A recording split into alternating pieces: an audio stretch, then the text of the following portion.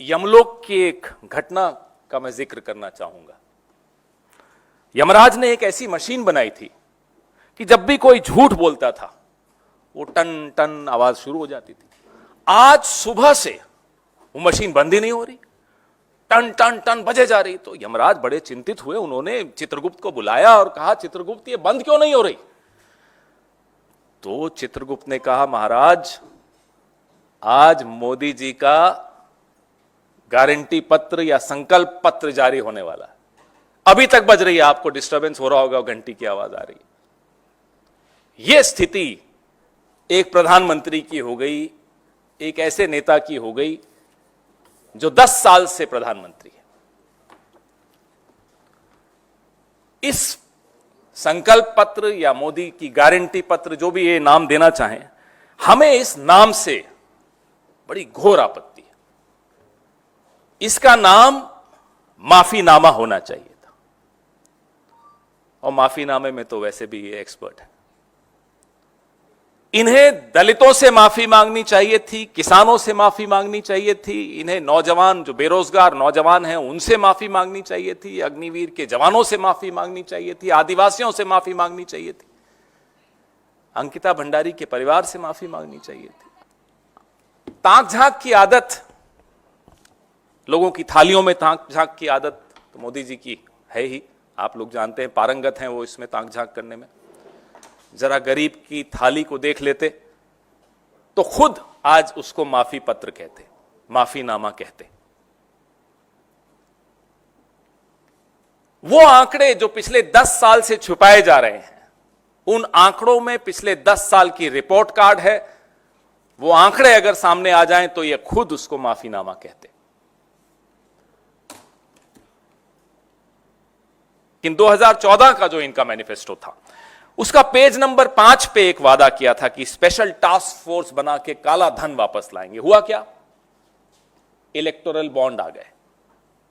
Page number 6 पे क्या लिखा था कि जो गिरती हुई करेंसी है उसकी कीमत को सुधारेंगे। आज क्या हुआ? $83 पार हो गया। पेज नंबर 8, नॉर्थ ईस्ट में कानून व्यवस्था को मजबूत करेंगे। अब मणिपुर में तो साहब न जा पाते हैं, न मणिपुर पे एक शब्द बोल पाते हैं। यह है हकीकत, यह है असलियत। पेज नंबर 15, 100 जिलों की स्पेशल पैकेज से गरीबी दूर करेंगे। हंगर इंडेक्स में आप आंकड़ा देखेंगे, आपको समझ में आ जाएगा कितनी गरीबी दूर हुई। पेज नंबर 18, 100 नए स्मार्ट सिटीज बनाएंगे। हुआ क्या? चीन हमारे भीतर घुस के कुछ स्मार्ट विलेजेस बना के जा रहा, हमने नहीं स्मार्ट सिटीज बनाई। ऐसे कई जुमले, और हैरानी की बात है कि इनका जो अर्दली है, नंबर 2 है इस सरकार में और इनकी पार्टी में, अमित शाह, वो खुद कहता है कि ये जुमलेबाजी है। किसी देश का प्रधानमंत्री के लिए इससे बुरा कुछ नहीं हो सकता कि उसकी जुबान पर लोगों को भरोसा उठ जाए, उसको लोग झूठा कहने लग जाएं। 14 से 19 के बीच में, 2014 से 2019 के बीच में लोगों को भरोसा था इनके शब्द पर, इनकी जुबान पर।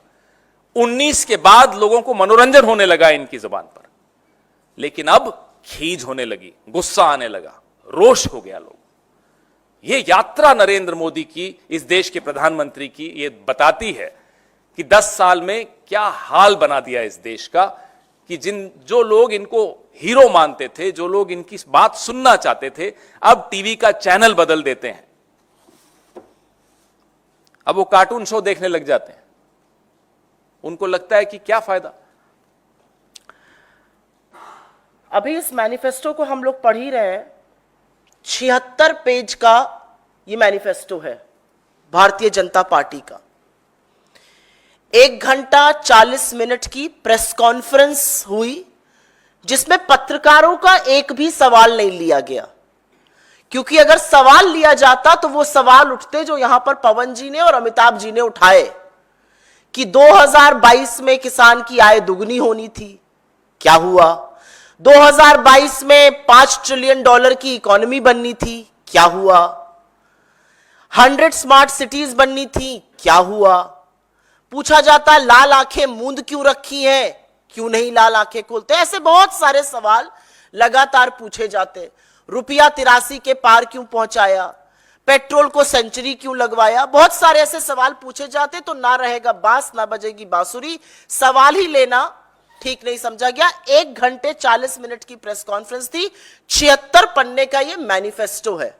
ये असल में जुमला पत्र है, ये घोषणा पत्र नहीं है। और कुछ चीजें जो साफ तौर पे दिख रही हैं उस पर जरूर मैं चर्चा करना चाहूंगी। एक बड़े पते की बात है, कांग्रेस की मैनिफेस्टो कमेटी का गठन दिसंबर 2023 में हुआ था।